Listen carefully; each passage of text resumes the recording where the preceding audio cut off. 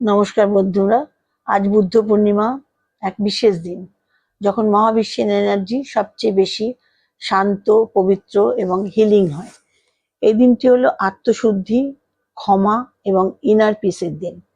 আর যদি আপনি reiki practice করেন বা তার সঙ্গে যুক্ত থাকেন, তাহলে আজকের দিন আপনার জন্য আরো শক্তিশালী। এই দিনে লর্ড বুদ্ধ এনলাইটমেন্ট লাভ করেছিলেন, তাই এই দিনটির ভাইব্রেশন খুবই হাই ফ্রিকোয়েন্সিতে হয়।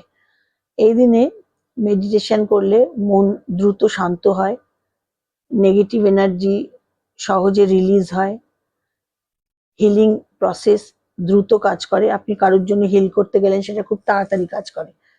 রেকি প্র্যাকটিশনারদের জন্য আজকের দিনটি হলো এনার্জি অ্যাম্প্লিফিকেশনের দিন। এরপর বলবো, রেকি আসলে ইউনিভার্সাল লাইফ ফোর্স এনার্জি। আর বুদ্ধ পূর্ণিমায় এই ইউনিভার্সাল লাইফ ফোর্স এনার্জি অনেক বেশি অ্যাক্সেসিবল হয়ে যায়।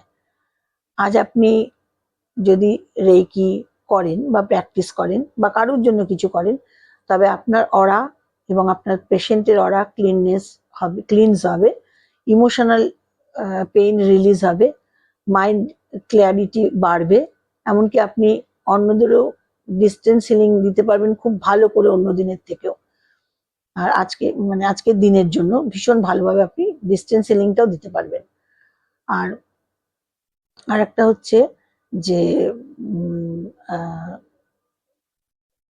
আজকের দিনে মেডিটেশন করলেও ভীষণ ভালো। একটা সিম্পল মেডিটেশন রেকির জন্য আমরা বলতে পারি, যেমন আপনি একটা শান্ত জায়গায় বসলেন, বসে চোখ বন্ধ করলেন এবং 3বার ডিপ ব্রিথ নিলেন এবং মনে মনে বললেন যে আমি আজ ভগবান বুদ্ধের শান্তি ও রেকি এনার্জি গ্রহণ করছি। 3বার এই কথাটা বলবেন, আমি আজ ভগবান বুদ্ধের শান্তি ও রেকি এনার্জি গ্রহণ করছি। আপনার হাতটা তখন হৃদয়ের কাছে বা হার্ট চক্রে থাকবে এবং ইমাজিন করতে হবে যে একটা হোয়াইট লাইট, সাদা আলো চারদিক দিয়ে আপনার শরীরে ঢুকছে এবং 5-10 মিনিট এভাবে থাকুন এবং বলতে থাকুন। দেখবেন তারপরে আপনি কিচ্ছু না, শুধু বলবেন ধন্যবাদ ইউনিভার্স, ধন্যবাদ রেকি, ধন্যবাদ ভগবান বুদ্ধ। আর এই প্র্যাকটিস করলে আপনি অনুভব করবেন এক গভীর শান্তি এবং আপনার স্ট্রেস কমবে, পজিটিভ থট বাড়বে, স্ট্রেস তো খুবই কমবে এবং ইমোশনাল হিলিং শুরু হবে। এইভাবে যদি আপনি মেডিটেশনটা করতে পারেন, এই এই বুদ্ধ পূর্ণিমায় যতক্ষণ পারবেন নিজেকে হিল করুন, অন্যদের পজিটিভ এনার্জি দিন এবং আপনি দেখবেন আপনার ভেতর থেকে একটা শান্তি শুরু হচ্ছে। আপনার একটা ভীষণ ভাবে আপনি একটা শান্তি পাচ্ছেন।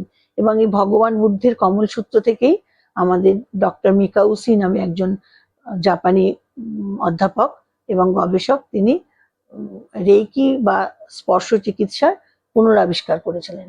সেই জন্য রেকি করলে মন, প্রাণ সমস্ত ভরে থাকবে। এবং আজকের দিনে আমি আমার রেকি গুরুকে, আমার ভগবান বুদ্ধকে এবং ডক্টর মিকাউসিকে আমার অন্তরের শ্রদ্ধা ও প্রণাম জানাই। নমস্কার, ভালো থাকবেন, সুস্থ থাকবেন।